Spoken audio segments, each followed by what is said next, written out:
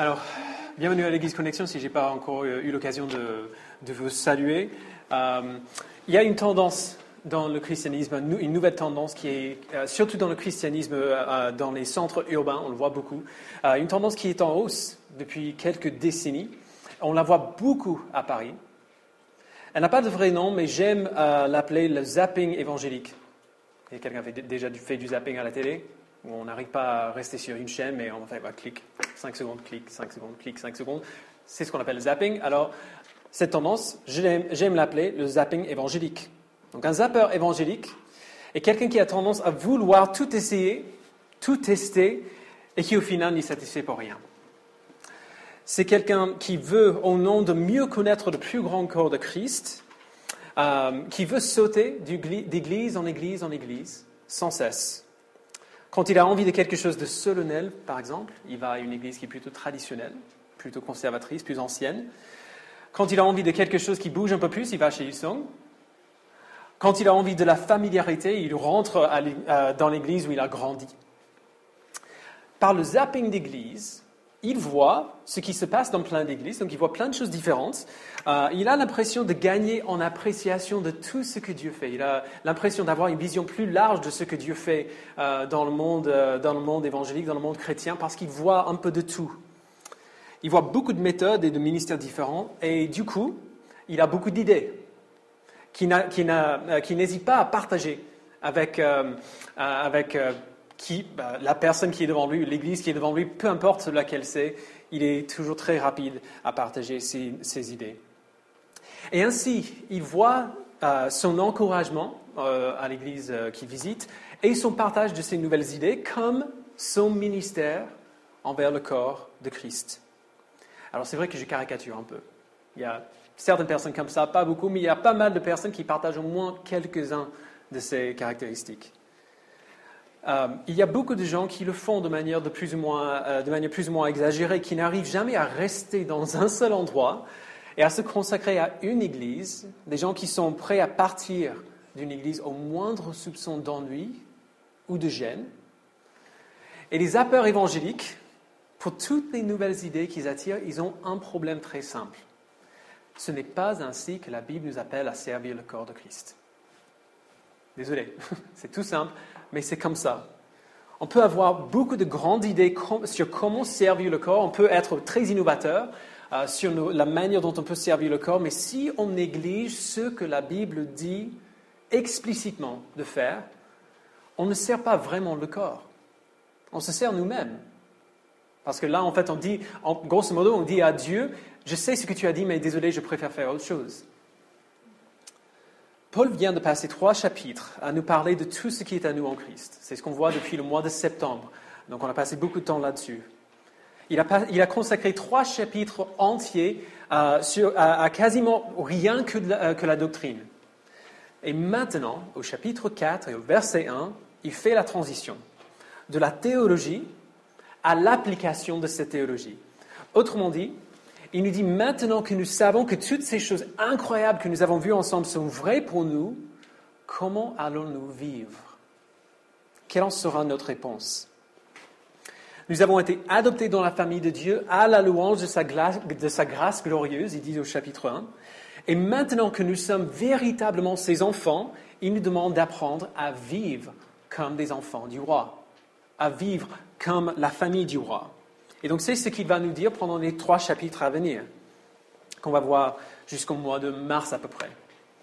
Et donc, pour commencer, au début du chapitre 4, il nous parle de 2 choses qui semblent un peu être des opposés, mais qui en fait sont 2 revers d'une même médaille. Il parle de l'unité du corps et la diversité du corps. Il en parle du verset 1 au verset 16. C'est pour ça qu'on a lu tout ce passage. Alors, on va prendre 2 semaines pour voir ce passage ensemble. Aujourd'hui, on va se concentrer plutôt sur les versets 1 jusqu'au verset 6. Et la semaine prochaine, du verset 7 au verset 16. Mais ça va ensemble. Et c'est pour ça que je voulais faire la lecture entière. Et la semaine prochaine, on va faire la même chose. Donc, cette semaine, on va voir ce qu'il dit concernant l'unité du corps. Et la semaine prochaine, on va voir la diversité de dons qu'il nous a donnés pour servir cette unité en aidant le corps à grandir dans la maturité chrétienne. Alors, dans les versets 1 à 6, sur lesquels on va se concentrer aujourd'hui, il nous parle de notre appel, déjà, Il nous parle de ce à quoi ressemble la vie qui répond correctement à cet appel. Et après, il nous dit comment vivre cette vie. Donc, on va commencer par notre appel. Regardez avec moi au verset 1. Je vous encourage donc, moi, le prisonnier dans le Seigneur, à vous conduire d'une manière digne de l'appel que vous avez reçu. Alors, quand on lit ça, la première question qu'on doit se poser, c'est quel est cet appel ? À quoi Dieu nous appelle ? Il y a un petit mot au début de la phrase qui nous en donne un indice très simple. Donc. Je vous encourage donc. Quand on lit la Bible, il faut toujours prêter très attention aux prépositions. Si vous vous rappelez de vos cours de français, les prépositions donc, ainsi, car, etc. sont des mots qui sont très, très, très importants dans l'interprétation de la Bible. Ce donc indique que ce que Paul dit, ce que Paul est sur le point de dire, et peut-être j'ai mal dit préposition, peut-être c'est une conjonction, je ne me rappelle plus des termes exacts en français, mais bref, voilà, vous voyez ce que je veux dire. Ce donc indique que ce que Paul est sur le point de dire coule de ce qu'il a dit avant. Okay, normalement, quand on dit donc, ça marche comme ça. J'ai déménagé sur Paris, donc je vis à Paris maintenant. Okay? Le je vis à Paris maintenant coule de ce que j'ai dit avant, le déménagement. Vous voyez comment ça marche. Et pour Paul, c'est la même chose. Ce qu'il va dire dans les chapitres à venir coule de ce qu'il a déjà dit avant. Alors regardons-le. Qu'est-ce qu'il a dit jusqu'ici ? On va pas mal sauter, donc vous n'êtes pas obligé de tourner avec moi. Vous pouvez le faire si vous voulez. C'est une page, je crois, dans les Bibles de l'Église. Qu'est-ce qu'il nous a dit jusqu'ici ? Il nous a dit ce que Dieu a fait pour nous en Christ et ce qu'il prévoit faire avec nous en Christ après. Donc le premier, ce qu'il a fait pour nous, c'est le fondement de notre appel. Et le deuxième, ce qu'il prévoit faire avec nous, c'est en quoi consiste cet appel. Donc voici ce que Dieu a fait pour nous en Christ. Au chapitre 1, au verset 4, il dit « En lui, Dieu nous a choisis avant la création du monde pour que nous soyons saints et sans défaut devant lui. » Alors, Dieu nous a choisis en Christ. Verset 5 du chapitre 1. Dans son amour, il nous a prédestinés à être ses enfants adoptifs par Jésus-Christ. Alors, il nous a prédestinés à l'adoption, ce qui veut dire que nous sommes héritiers de tout ce qu'a le Père. Normalement, quand on adopte un enfant, on devient légalement ses héritiers. Nous sommes héritiers de tout ce que le Père a. Verset 7 du chapitre 1. En lui, par son sang, donc en Jésus, par son sang, nous sommes rachetés, pardonnés de nos fautes, conformément à la richesse de sa grâce. Donc il a envoyé Jésus pour subir la punition que nous méritons, afin que nous soyons unis à lui. Au chapitre 2, un petit peu plus loin, verset 4. À cause du grand amour dont il nous a aimés, il nous a rendus à la vie avec Christ. Il nous a ressuscités, c'est le verset 6, il nous a ressuscités et fait asseoir avec lui dans les lieux célestes en Jésus-Christ. Il a fait cela afin de montrer dans les temps à venir l'infinie richesse de sa grâce par la bonté qu'il a manifestée envers nous en Jésus-Christ. Alors, il nous a rendus à la vie spirituelle et il a promis de continuer de nous montrer cette bonté et cette grâce pendant toute l'éternité. Donc, voilà ce qu'il a fait pour nous, très, très, très condensé. Et voici ce qu'il prévoit faire avec nous en Christ. Au chapitre 3 et verset 10, il dit « Ainsi, en faisant tout cela pour l'Église, ainsi, les dominations et les autorités dans les lieux célestes connaissent maintenant, par le moyen de l'Église, la sagesse infiniment variée de Dieu. » Donc il nous a donné la mission de montrer au monde, à l'univers entier, sa sagesse et sa bonté. C'est notre mission. Alors, si on réfléchit un peu à cela, c'est hallucinant. Il a le Grand Canyon, il a les Alpes, il a l'aurore boréale, il a quand même de meilleures choses que nous pour montrer à l'univers à quel point il est bon, à quel point il est sage. Il pourrait se servir de tous ces moyens incroyables et franchement beaucoup plus impressionnants pour montrer sa sagesse et sa bonté au monde. Mais le moyen par lequel il choisit de montrer sa sagesse et sa bonté, c'est nous. C'est l'Église, c'est le corps de Christ, c'est la famille. Et donc notre appel, notre mission de faire cela n'est pas une petite chose. Et ce n'est pas temporaire. L'appel sur nous est éternel et il agit sur une échelle cosmique. Et Paul nous dit de nous conduire de manière digne de cet appel. C'est gigantesque quand même, ça fait un peu peur. Alors, il faut voir comment il nous dit de faire cela. Il nous donne dans les versets 1 à 16 deux grands impératifs, deux grands commandements à faire. Il nous dit au verset 3 tout d'abord de conserver l'unité de l'esprit. Et puis au verset 15, il nous dit de grandir à tout point de vue en Christ. Alors aujourd'hui, on va regarder ce premier impératif ensemble, conserver l'unité de l'esprit. Alors lisons encore à partir du verset 1. Je vous encourage donc, moi, le prisonnier dans le Seigneur, à vous conduire d'une manière digne de l'appel que vous avez reçu. En toute humilité et douceur, avec patience, supportez-vous les uns les autres dans l'amour. Efforcez-vous de conserver l'unité de l'esprit par le lien de la paix. Alors, nous avons des amis aux US qui ont 2 enfants à eux et puis qui ont adopté plein d'enfants. À chaque fois qu'on rentrait chez eux, c'était comme si on rentrait dans une école. Et il y avait des enfants de tous les âges qui ne se ressemblaient pas du tout, de plein de couleurs différentes, de plein d'âges différents, mais vraiment il y avait des bébés et des ados qui étaient prêts à partir de la maison. Mais maintenant qu'ils ont été adoptés dans cette famille, légalement adoptés dans sa famille, ça ne fait rien d'où ils viennent, quel était leur passé. Ils avaient souvent des passés très difficiles. Maintenant, sous ce nouveau toit, avec ces nouveaux parents, ce sont des frères et des sœurs. Et ça se ressentait. On le savait. Dès qu'on rentrait dedans, on voyait tout de suite le lien qu'il y avait entre ces gamins. Même si, il y a peu de temps avant, ils n'avaient rien à voir les uns avec les autres. Maintenant, ce sont des frères et sœurs. C'est ce qui s'est passé pour nous. Déjà, ok? Si nous sommes enfants de Dieu chrétiens ici, c'est la situation pour nous. Même si on ne le ressent pas, même si on ne se rend pas compte de cela, c'est ce qui s'est passé. Paul nous a déjà dit cela un peu plus tôt dans la lettre, et là vous pouvez tourner au chapitre 2, au verset 13, et c'est juste une page en avant.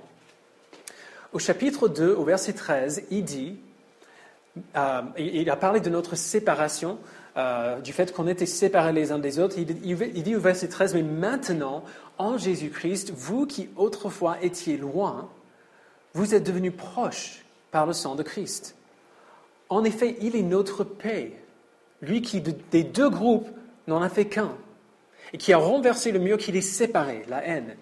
Par sa mort, il a rendu sans effet la loi avec ses commandements et leurs règles, afin de créer en lui-même un seul homme nouveau à partir des 2, établissant ainsi la paix.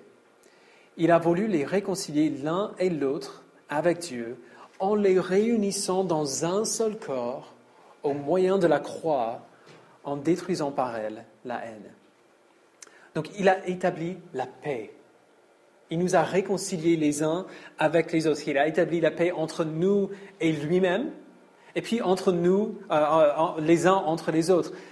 Et donc après qu'il a établi cette paix, il l'a appliquée à nous. C'est-à-dire qu'il n'y aurait pas de paix entre nous si le Saint-Esprit n'avait pas fait l'œuvre d'ouvrir nos yeux, d'ouvrir nos cœurs, de transformer nos cœurs, de nous donner, plutôt que de prendre notre cœur de pierre et de nous donner un cœur de chair. Vous vous rappelez comme il dit dans Ézéchiel 36, cette paix qui existe entre nous n'aurait pas d'existence si le Saint-Esprit n'avait pas fait cette œuvre au préalable en nous. C'est pour cela que Paul l'appelle l'unité de l'esprit.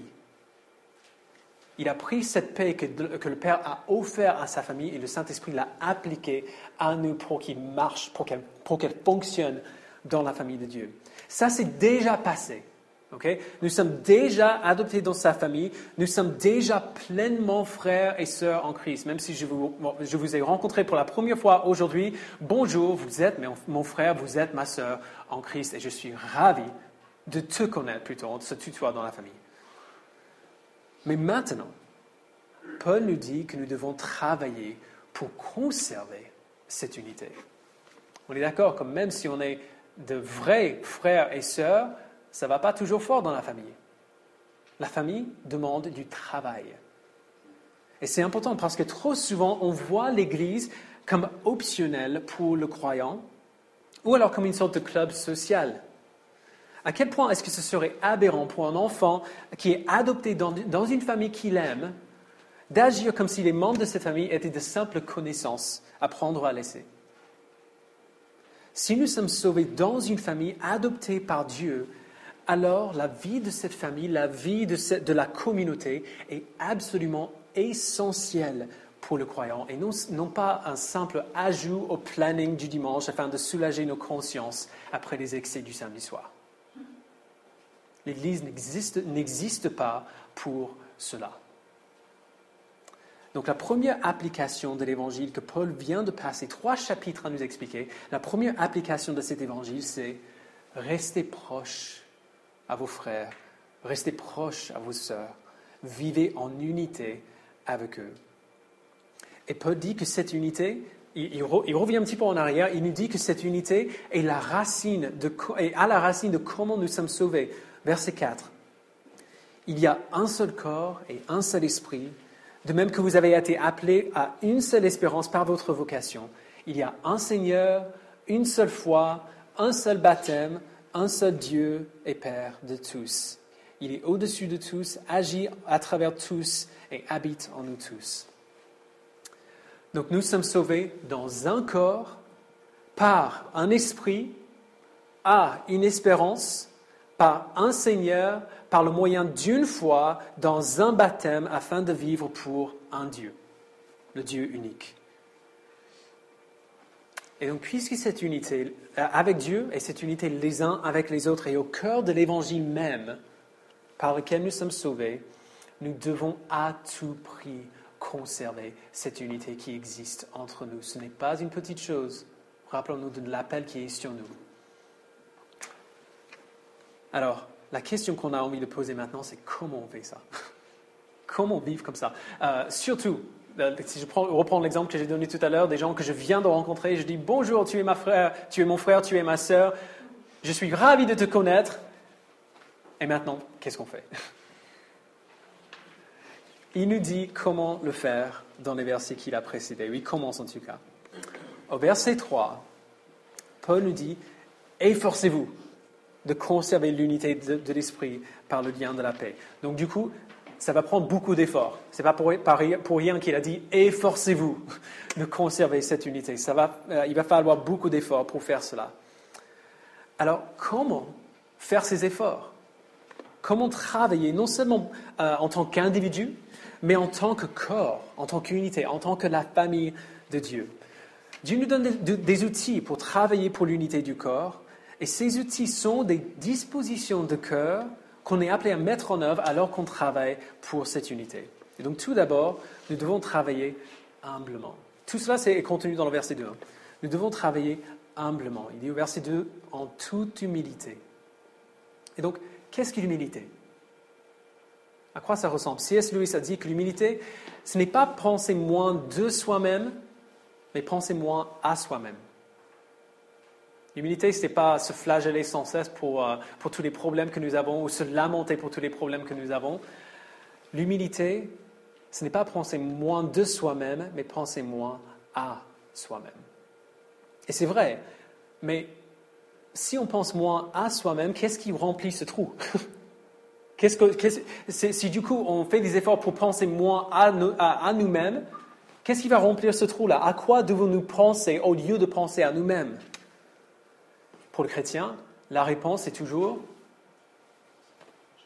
Merci. Tu m'as fait peur. Jésus.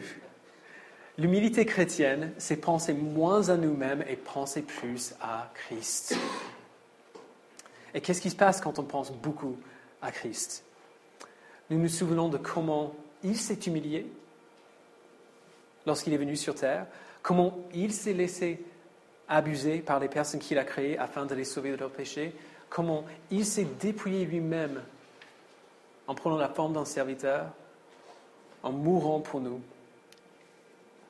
Alors vous voyez, lorsque nous pensons moins à nous-mêmes et plus à Jésus, on finit par aussi voir à quel point il est grand et nous ne le sommes pas. Si Jésus s'est humilié, c'est quelque chose d'énorme. C'était quand même Dieu. C'est quand même Dieu. C'est le créateur de l'univers, l'agent de la création même, s'est humilié jusqu'à la mort. Il s'est laissé abuser par les personnes qu'il avait créées. Alors du coup, nous, qui sommes-nous pour garder notre orgueil, pour garder notre fierté? Si Jésus s'est humilié ainsi, qui sommes-nous pour faire autrement? On finit par aussi penser moins de nous-mêmes, juste par la force des choses, et à l'estimer lui beaucoup. On voit à quel point il est grand et nous ne le sommes pas. Méditer sur l'humilité de Christ avec l'aide de l'Esprit nous donne le désir de l'imiter, nous fait voir que si lui, il a pu s'humilier, pourquoi est-ce que j'aurais envie de me mettre en avant? Qui suis-je pour vouloir une telle chose? Et cette humilité de cœur, cette réalisation de combien nous méritons peu la grâce de Jésus, produira tout naturellement en nous de la douceur. Verset 2 encore, il dit « en toute humilité et douceur ». Alors pourquoi est-ce que nous sommes durs et colériques les uns avec les autres? C'est un peu l'inverse de la douceur, la dureté. Nous sommes durs parce qu'à ce moment-là, quand on est dur avec quelqu'un, et c'est souvent quelqu'un qu'on connaît très bien, quand on est dur avec cette personne, c'est parce qu'à ce moment-là, nous n'obtenons pas ce que nous voulons. On est comme un enfant qui pique une crise de colère. Nous n'avons pas ce que nous voulons et ça nous énerve. La personne qui est en face de moi n'agit pas comme je voudrais ou je ne reçois pas ce que je veux de cette conversation. Je voulais passer un bon moment à discuter avec cette personne et il me gave. Ça m'énerve de ne pas avoir ce que je veux. La personne ne voit pas les choses comme moi je les vois et ça m'énerve.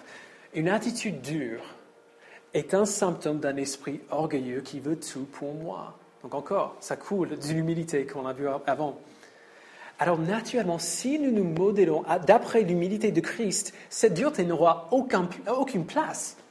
On ne va même pas y penser. Si nous pensons vraiment à quel point il est grand et nous ne le sommes pas, et que nous nous humilions de cette manière par l'aide de l'Esprit, la dureté avec un frère ou une sœur n'a aucune place. Ça ne va même pas nous venir à l'esprit. Nous serons doux. Le jour où il y a un conflit, parce qu'il y en aura, dans une communauté, même dans une communauté qui n'est pas super proche, il y aura toujours du conflit. Notre instinct sera peut-être de partir en ce que j'appelle le mode débat. On aime beaucoup le mode débat en France. De faire tout ce qu'on peut pour gagner la dispute. De faire tout ce qu'on peut pour avoir le dernier mot, pour gagner le débat. À ce moment-là, quand on a vraiment envie de gagner le débat, et donc on va tout faire, même s'il faut dire quelque chose qui n'est pas tout à fait vrai et qui casse un peu pour avoir le dernier mot, à ce moment-là, nous nous souvenons de l'humilité et de la douceur de Jésus. Nous prions que l'Esprit nous rappelle ce dont Jésus nous a sauvés, d'où il nous a tirés, et que cette connaissance de qui nous sommes en nous-mêmes et ce que nous avons reçu de sa part alors que nous méritions rien de sa part, que cette connaissance puisse calmer notre dureté et nous permettre d'être doux avec nos frères et nos sœurs. Ça semble bête, ça semble une petite chose, mais il y a certains tons de voix qui n'ont aucune place dans l'Église. Nous devons travailler pour l'unité, humblement, doucement et patiemment. Verset 2, en toute humilité et douceur, avec patience. Alors pourquoi est-ce qu'il a besoin de dire ça? Eh bien, parce que ça va être long. Ça va prendre du temps. Pour certains de nos frères ou de nos sœurs, on aura l'impression qu'ils mettent des années à comprendre des choses que nous, on a compris très facilement. Des choses qui sont simples pour nous. Mais si on y pense encore, Dieu n'est-il pas beaucoup plus patient avec nous? Pensez à votre vie de prière. Juste très rapidement, combien de fois avons-nous prié les mêmes prières? Encore et encore et encore et encore, c'est la même chose. Père, aide-moi à ne plus faire X. Aide-moi à être plus X. C'est toujours la même chose. Hein?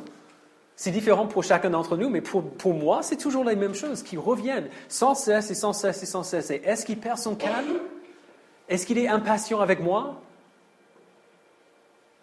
Non. Sa patience nous pousse à être patients envers nos frères et sœurs également. Il n'est jamais impatient avec nous, il ne perd jamais son calme avec nous, il n'est jamais dur avec nous. Il est doux, il est humble et il est patient avec nous. Et la connaissance de son humilité, de sa douceur, de sa patience, quand on a bien compris parler de l'Esprit, nous donne envie de faire de même, d'être ce type de personne. Et dernièrement, nous devons travailler avec amour. Verset 2 dans sa totalité maintenant. En toute humilité et douceur, avec patience, supportez-vous les uns les autres dans l'amour. Alors, se supporter les uns les autres peut prendre plusieurs formes. Déjà, parfois, on est avec quelqu'un qui est simplement pénible. Okay? Est-ce qu'on peut juste l'avouer? Parfois, les gens sont pénibles. Okay? C'est une réalité. C'est pas pas dire des méchancetés. C'est juste comme ça. Ça arrive, peu importe où nous sommes et donc peu importe le contexte dans lequel nous sommes. Parfois, les gens sont pénibles. Il y a des gens qui sont pénibles et le mariage, d'ailleurs, juste entre parenthèses, le mariage nous apprend que nous sommes tous pénibles. Le mariage nous apprend cela peut-être mieux que quoi que ce soit d'autre, en tout cas dans mon expérience. Le mariage nous apprend que nous sommes tous pénibles, à un moment ou à un autre. C'est pas par hasard qu'on a l'expression « je ne supporte pas cette personne ». Eh bien, c'est à ce moment-là, quand on est en face de quelqu'un et on a envie de s'arracher les cheveux, ou plutôt de leur arracher les cheveux, c'est à ce moment-là qu'on se rappelle que nous sommes unis les uns les autres. Jésus est mort justement pour que nous soyons unis, pour établir la paix entre nous, pour faire que nous devenions des frères et des sœurs. Et il ne dit pas de rester unis les uns aux autres quand vous arrivez à vous supporter. Il ne dit pas « faites-le autant que la personne devant vous n'est vraiment, vraiment pas pénible ». À ce moment-là, OK. Il dit « supportez-vous les uns les autres avec amour ». Conservez l'unité de l'esprit par le lien de la paix que j'ai établi entre vous. Peu importe combien ton frère ou ta sœur t'exaspère ou te fait du mal, je vous promets que vous avez exaspéré quelqu'un d'autre de la même manière et vous avez déjà fait du mal à quelqu'un d'autre de la même manière. Se supporter les uns les autres dans l'amour veut dire faire confiance que si la personne devant nous qui nous a fait du mal, qui nous a beaucoup blessés, ou qu'on a du mal à supporter, si cette personne-là est sauvée, si cette personne est vraiment un enfant de Dieu, elle a été prédestinée à être conforme à l'image de Jésus-Christ aussi. Se supporter les uns les autres dans l'amour veut dire faire confiance que Dieu complétera l'œuvre qu'il a commencée en cette personne-là, en la personne qui nous a fait du mal. Peu importe combien de temps ça prend, il le fera. S'il le fera en moi, et j'ai cette confiance-là, il faut que je l'ai pour la personne qui est devant moi aussi, pour mon frère ou pour ma sœur, que j'ai du mal à supporter. Alors, il y a aussi un cinquième comment qui est sous-entendu dans tout cela. Ce n'est pas explicitement dit dans le texte, mais ça va nécessiter un petit peu une vue un peu plus grande de ce que Paul dit dans cette lettre et un peu partout dans les épîtres au Nouveau Testament d'ailleurs. Paul nous parle de l'unité qui existe dans le corps de Christ, l'unité qui a été obtenue par Jésus à la croix et appliquée à l'Église par l'Esprit. Il nous parle des efforts que nous devons faire pour maintenir cette unité. Et nous pouvons être tentés de voir ce qu'il dit comme le gros plan de l'Évangile, entre guillemets. De voir, OK, il nous dit que nous sommes tous unis les uns aux autres. Nous sommes unis à tous les chrétiens partout dans le monde. Et c'est vrai, hein. Je dis pas l'inverse. Nous, les chrétiens à Paris, on est totalement unis à nos frères et à nos sœurs à Bagdad. Nous sommes complètement unis avec eux. Mais on va voir, dans le contexte de ce qu'il dit ici et par la suite, qu'à partir de maintenant, à partir du chapitre 4, Paul laisse derrière lui le gros plan et son discours devient de plus en plus ciblé, de plus en plus focalisé. C'est comme s'il faisait un zoom. À chaque fois qu'il avance, il fait un zoom un peu plus proche. Dans les chapitres 1 à 3, il a parlé de l'Église sur l'échelle globale, sur l'échelle cosmique. Au chapitre 4, il fait un zoom sur le contexte des églises locales, des petites communautés. Au chapitre 5, il fait encore un zoom après ça, pour regarder dans le contexte de la famille, mari et femme, enfants et parents. Et au chapitre 6, il fait encore un zoom sur l'individu. Okay, donc si je peux dire tout cela autrement, nous arrivons au moment où Paul nous dit de faire des choses qui sont impossibles à faire en dehors du contexte d'une communauté intime et familiale. Je redirai ça. On arrive au moment où Paul nous dit de faire des choses qui sont absolument impossibles à faire en dehors du contexte d'une communauté intime et familiale, où les gens se connaissent bien. Je vous donne un exemple. Moi et Lohan, on fait la plupart de nos cours sur la rue Montorgueil, juste quelques rues d'ici. Et on a tendance à fréquenter les mêmes boutiques. Donc, 1 ou 2 fois par semaine, je rends visite à mon boucher. J'aime beaucoup mon boucher, sa viande est excellente. Il reconnaît maintenant les recettes que je fais, donc il choisit bien ses morceaux et tout ça. Mais même si on se connaît un peu, je n'ai pas besoin de faire des efforts particuliers pour être humble et doux avec lui. Je n'ai pas besoin de faire des efforts particuliers pour être patient ou pour le supporter avec amour. Je ne le vois pas assez. Je ne connais pas assez bien pour cela. Je ne suis pas obligé de les supporter dans l'amour. On n'a pas une relation d'intimité. Alors, est-ce que c'est différent pour ceux qui font du zapping d'église, si je peux reprendre la phrase, ou qui viennent au culte, qui viennent aux réunions plénières de l'église sans vraiment s'intégrer dans la communauté? Est-ce que c'est différent? Si tout notre contact avec un chrétien est l'échange occasionnel et superficiel qu'on a avant le culte et après le culte, pourquoi est-ce que tu aurais besoin de faire ce que Paul dit de faire ici? Ce ne serait jamais nécessaire, ou très rarement en tout cas. Ces exhortations ne sont nécessaires que lorsque tu es entouré des personnes que tu connais bien et qui te connaissent bien, avec qui tu vis ta vie chrétienne. C'est pour cela que le mariage, c'est comme un microcosme de cela. C'est une famille. Et d'ailleurs, ce qui est vrai pour l'Église, ce que Paul nous dit de faire ici pour l'Église, c'est d'autant plus vrai pour la famille. Parce que là, il y aura besoin de faire ces choses-là. On aura besoin d'être humble et patient et doux les uns avec les autres. Parce qu'on se connaît très bien, ce qui produit forcément des conflits. Ou pour le dire d'encore une autre manière, Paul nous dit que Dieu nous a sauvés pour que nous fassions partie d'un peuple qui est uni au-delà des barrières géographiques, donc un peuple global. Ce peuple a pour but de montrer au monde la sagesse et la bonté de Dieu, mais il le fait par le biais de petites communautés dans lesquelles l'Évangile est vécu et appliqué. Et beaucoup trop de chrétiens aujourd'hui ne font qu'une minuscule partie de ce pourquoi ils sont sauvés. Ils iront au paradis. J'ai pas de doute qu'ils aiment. J'ai pas de doute que ces personnes aiment Jésus-Christ et qu'ils veulent servir le corps. Mais d'ici là, d'ici le paradis, ils ne vivront qu'une demi-vie pour Jésus-Christ. Et ils se mettront en grave danger parce qu'ils n'auront pas la communauté que Dieu leur a donnée pour les aider à grandir dans la foi. C'est pour ça que la communauté existe. Et ils ne vont pas participer au but de la communauté, à la raison d'être de l'Église, ce qui est de montrer au monde, à l'univers, la bonté et la sagesse de Dieu. Ils ne vont jamais faire partie de cela. Parce qu'ils n'arrivent jamais à poser des racines à un endroit. Nous ne sommes pas sauvés uniquement en tant qu'individus. Les 2 impératifs que Paul nous donne dans chapitre 4, versets 1 à 16, sont de nature communautaire, pas individuelle. Alors j'aimerais conclure en réfléchissant un peu sur ce que ça veut dire, à la fois pour le chrétien et pour le non-chrétien.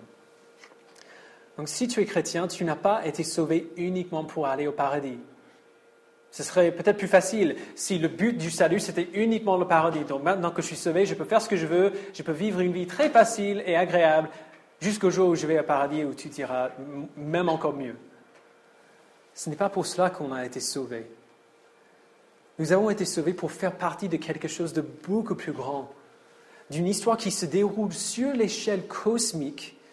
Et cette histoire se déroule par des petits groupes, des groupes plus ou moins grands, plus ou moins petits, de personnes qui sont sauvées par grâce et qui, ensemble, grandissent en maturité pour devenir ce que Dieu nous appelle à être.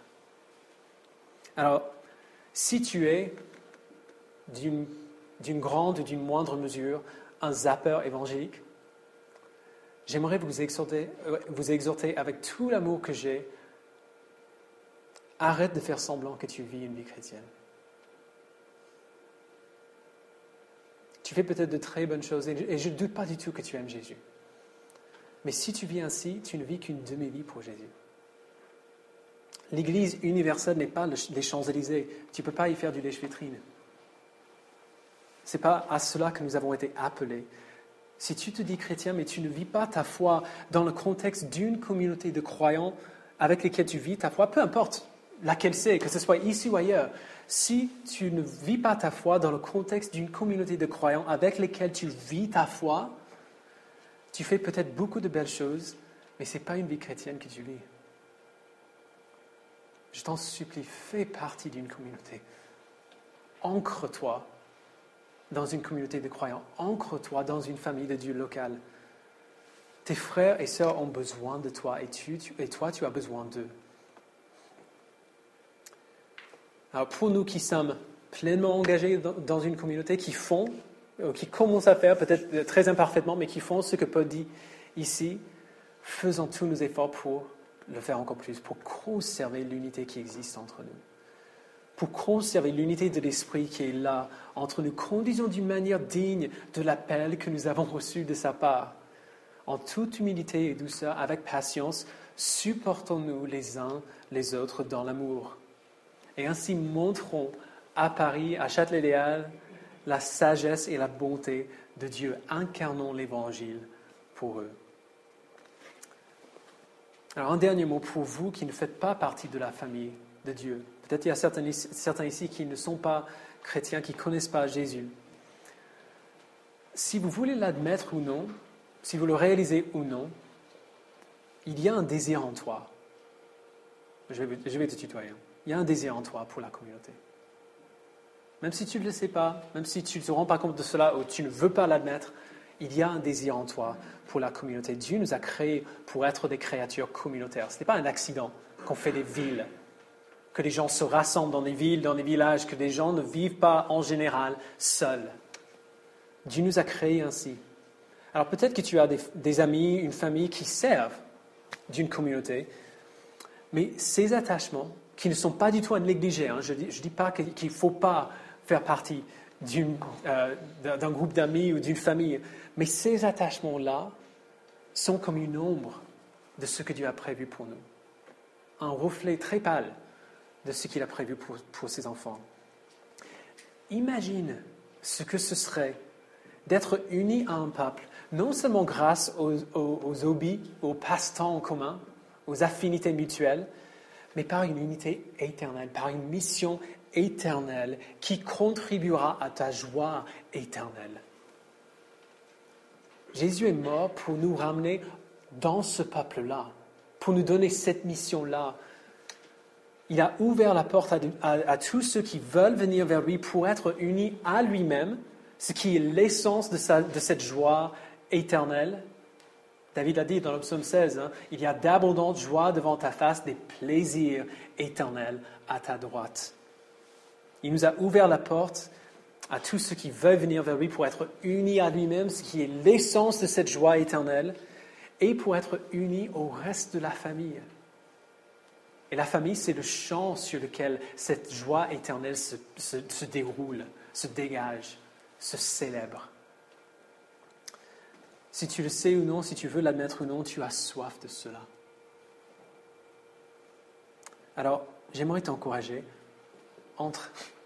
C'est tout simple. Entre. Passe du temps avec les chrétiens pour voir ce à quoi ça ressemble. Pose-nous des questions et rencontre le Dieu qui t'a créé pour cela. Prions.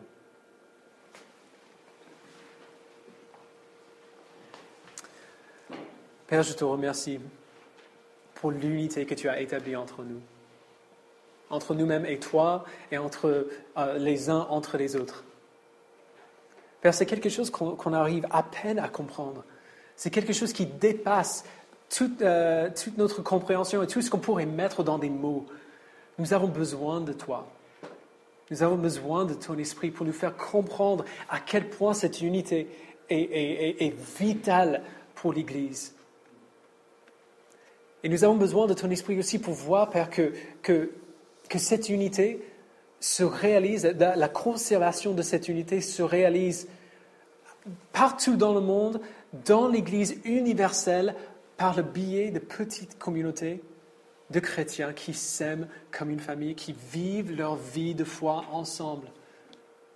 Donne-nous de voir, Père, que la plupart des exhortations que tu nous donnes dans le Nouveau Testament n'ont aucun sens en dehors du contexte d'une communauté intime. Père, ça fait peur un petit peu. Ça fait peur parfois de se donner à quelqu'un d'autre, de se rendre vulnérable à quelqu'un d'autre. Donne-nous, Père, le courage de savoir que ce n'est pas une chose effrayante, au contraire. C'est une chose réjouissante. C'est pour cela que tu nous as créés, pour vivre notre joie, notre unité avec toi sur l'estrade d'une famille, l'estrade sur laquelle le théâtre de ta grâce se déroule. C'est la famille de Dieu. Donne-nous, Père, le courage de nous donner à toi entièrement et de nous donner entièrement les uns aux autres. Nous avons besoin les uns des autres, nous avons besoin de toi. Donne-nous, Père, le courage et le pouvoir de conserver l'unité de l'Esprit par le lien de la paix. Merci, Père, au nom de ton Fils. Amen.